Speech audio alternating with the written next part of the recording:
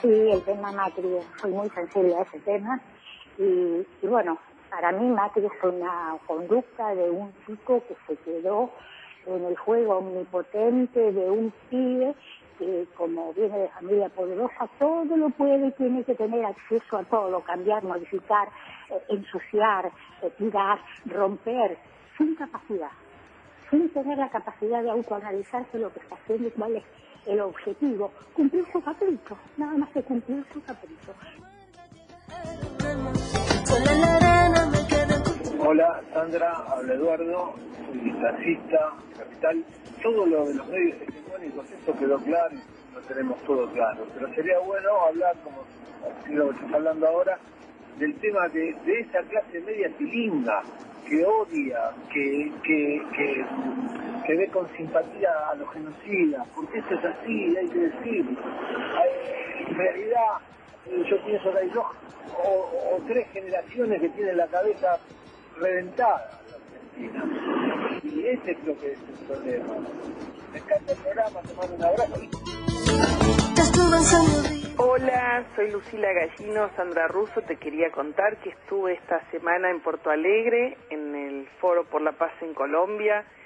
Estuvo muy interesante, más de 2.000 organizaciones de distintas partes del mundo, muchísimas desde luego de Latinoamérica, y cabe destacar la presencia de Nora Cortiñas, Madres de Plaza de Mayo, y también de la integrante de la Cancillería, Marcela Bordenave, que participó en uno de los foros más importantes de este evento súper interesante que se hizo a favor de la paz en Colombia. Hola, estoy escuchando a Mordisquito, no mejor discurso, la verdad que me quedo maravillada. Soy Palmira de Lugano, bueno, muy bueno el programa, la verdad que esta es cultura. Chao.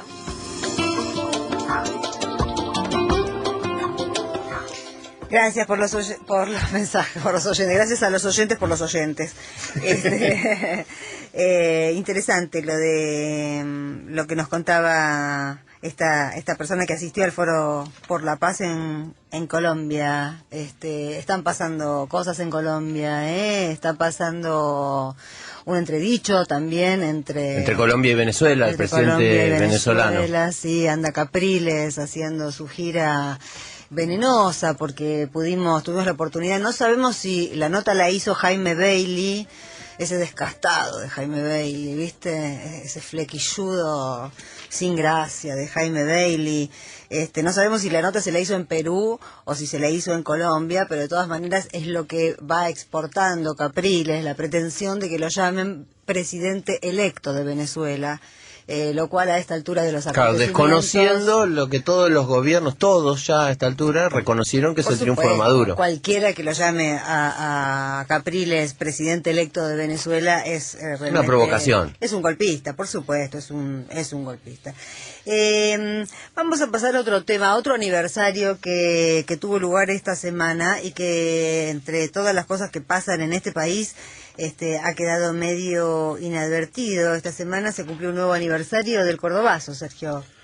Así es, que ha quedado instituido en la historia argentina como un momento simbólico.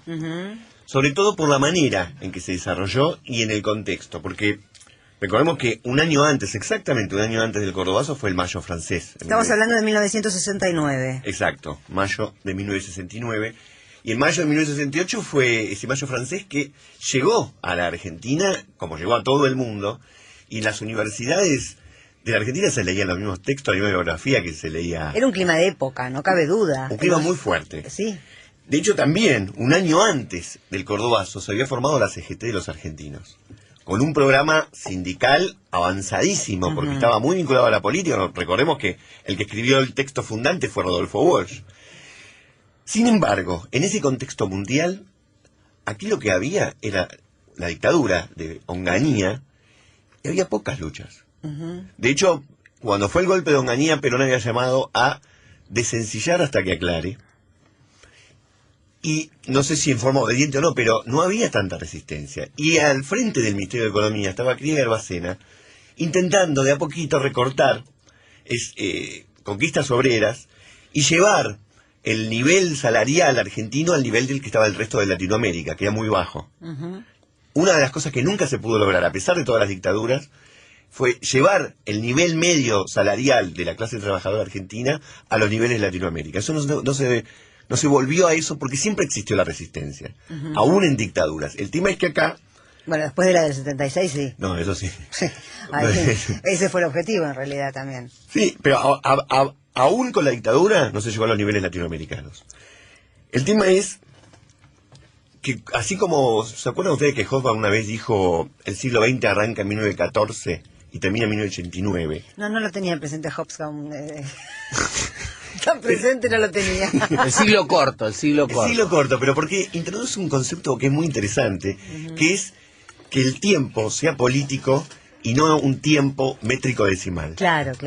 Entonces, si uno considera una década en términos políticos y no solamente numéricos, uno puede decir que la década del 70 arranca en 1969 con el Córdoba. Claro, con los acontecimientos. Con los acontecimientos, y termina en 1976.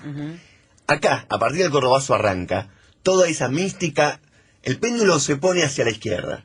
Y así va, y algunos dicen que hasta Ezeiza de Perón, pero sin duda hasta la dictadura, es el momento en el que el péndulo empieza a girar para el otro lado. Ahora, también ahí tenía que ver con el péndulo se pone hacia la izquierda, pero también tenía que ver con modos de hacer sindicalismo, ¿no? Modos bastante claros de hacer sindicalismo, escuelas sindicales que después fueron borradas y reemplazadas por otro modo de hacer gremialismo en la Argentina, y también una alianza entre los obreros y los estudiantes. Sí, eso es lo que tuvo de más fuerte el Cordobazo. Había dos CGT. Estaba la CGT de Bandor y la CGT de los argentinos. Sin embargo, ante los recortes y el clima previo al Cordobazo es de dos asesinatos, uno en Rosario, en una marcha estudiantil, y otro en Corrientes, en el que fallece un obrero joven. Es decir, había una manifestación y te mataban. Era claramente muy represivo el régimen, no era para nada una dictadura blanda como algunos habían llamado. Lo que pasa es que al lado de la dictadura del 66 todo pareció blando. El tema es que por estas represiones, Córdoba, que era un lugar muy especial, era el lugar donde más se había desarrollado la industria, y donde tenés tres sindicatos como la UOM, ESMATA y Luz y Fuerza, que es el que conduce Agustín Tosco, que tenían, muchos llamaban la aristocracia obrera, porque ganaban muy bien, estaban organizados. De lo que se trataba es que no aceptaban de que les hagan recortes a sus conquistas. Y en la Universidad de Córdoba, como en muchas universidades, ante el asesinato de un estudiante, llaman a la resistencia. Y cuando llaman a eso paro o a la movilización inicial, son reprimidos tan duramente que las dos CGT deciden para el 30 de mayo un paro general. El tema es que en Córdoba arrancan antes. Arrancan desde las 11 de la mañana del 29 de mayo y rápidamente se adhieren los estudiantes que toman el barrio Clínicas. Tenemos movilización, organización y tenemos mucha movida en la calle con la siguiente característica. Todos sabían en forma secreta en dónde se tenían que juntar, porque se pasaban un papelito. Lo que habla de la organización. Lo que habla de la organización, pero no se podía decir públicamente porque ahí iba a estar esperando a la policía. Asesinan a un obrero, Mena, y a partir de ese momento la organización se va al diablo. Las masas populares se desbordan. Y ustedes fíjense cómo relata un periodista en el lugar, a ver si reconocen la voz, en el lugar, los hechos. A solo 100 metros de la comisaría tercera se ha levantado una nueva barricada ardiente.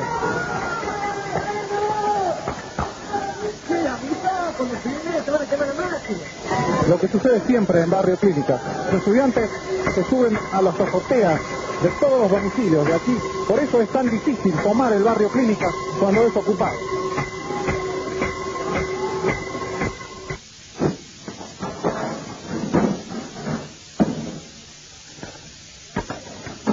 Llueven piedras de los techos, que son de pequeño tamaño.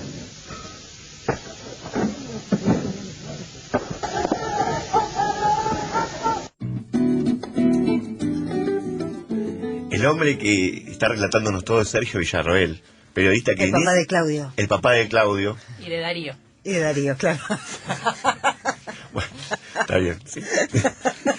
pero que Pobre, no lo dejan a afuera. partir de ese momento cambió su vida porque se convirtió en un personaje muy famoso a nivel Muy nacional. jovencito era en ese momento. Muy jovencito, aparte a ver si reconocen, ¿quién puede reconocer esa voz? Claro.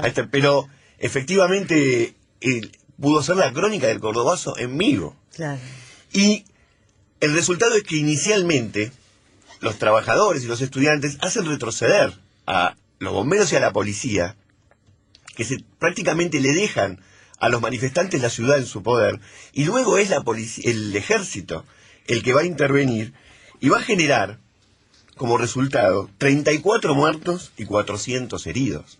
Más allá de que uno recuerde como un glorioso momento el Cordobazo, es un episodio muy sangriento, pero cambia las relaciones de fuerza de lo que a partir de ese momento va a ocurrir. El gobernador de Córdoba, que pasa un informe acusando al liberalismo, por tener la culpa de todo esto, Al liberalismo. al liberalismo, no logra zafar, vuelan después del Cordobazo tanto Krieger Bacena como Caballero, gobernador de Córdoba, y a Onganía las cosas se le empiezan a poner al revés, se empieza a poner a la defensiva. Ahora hay algunos hechos que muestran hasta qué punto acá arranca otro país.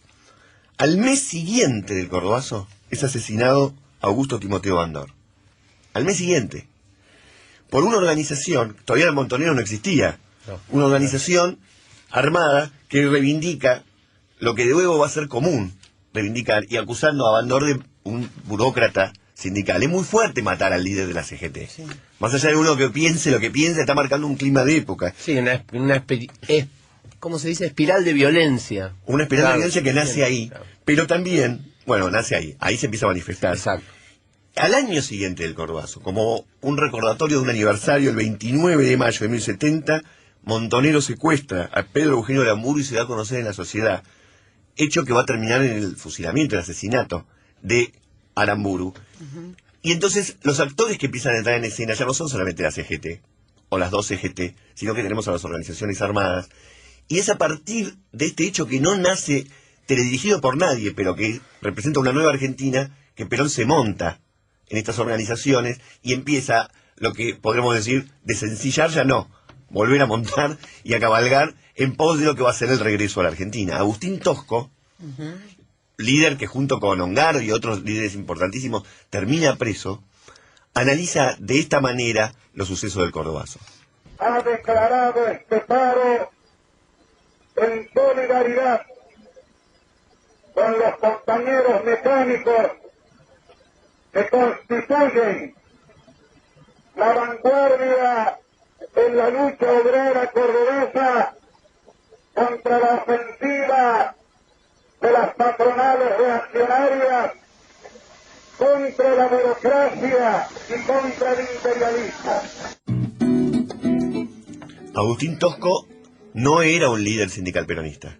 Entonces acá tenemos la conjunción de muchas cosas que no se volvieron a dar demasiado, que es un sindicalismo muy de base, liderando, ojo que los sindicalistas peronistas también estaban acá, pero liderando a otro tipo de sindicalismo, y los estudiantes marchando codo a codo con la clase obrera. Por eso el Cordobazo en cierta forma quedó como un símbolo, y a partir de ese momento fue reivindicado, reescrito, reinterpretado y retomado por muchísimos sectores populares de maneras muy diferentes. Tal vez porque mostró casi como una ráfaga, una escena que después se desintegró completamente, ¿no? Exacto, y tratándola de aprenderla, se quedó en forma discursiva. Lo que es cierto y lo que es interesante es como en medio de un cielo estrellado para la derecha, como era el gobierno de Onganía, un tipo que iba a durar 20 años en el poder, según todos, incluso sobre todo por Mariano Grondona, de esa ráfaga, de ese trueno, surge otra situación política que se carga a Onganía y que lleva, bueno, a los sucesos que ya conocemos. Estábamos hablando, Karina, de 1969. ¿Y con qué música podríamos terminar esta? Intentemos ilustrar ese clima de época. 1969, años, decíamos, de protagonismo de la juventud. Veníamos del Mayo francés. Decían ustedes que en el Cordobazo se da esta alianza inédita entre obreros y estudiantes. Bueno, los estudiantes, Córdoba, una ciudad que nuclea estudiantes de todo el norte del país, en un clima de mucha bohemia, sobre todo en ese barrio Clínicas, que recién hacía mención Villarruel en la crónica. Seguramente los estudiantes de Córdoba no escuchaban en ese momento rock. Sonaría mucho folclore en las peñas de ese momento. Pero mientras tanto, acá en Buenos Aires se estaba empezando a cocinar el Bajo Belgrano, ¿no? En una casa del Bajo Belgrano, lo que luego sería el rock argentino, esa marca fuerte nuestra. Y en esa casa del rock del Bajo Belgrano, a la que vos haces alusión, Sandra, se creaba uno de los discos fundacionales de nuestro rock. Y Emilio del Guercio, Rodolfo García, Edelmiro Molinari y Luis Alberto Spinetta creaban canciones como esta.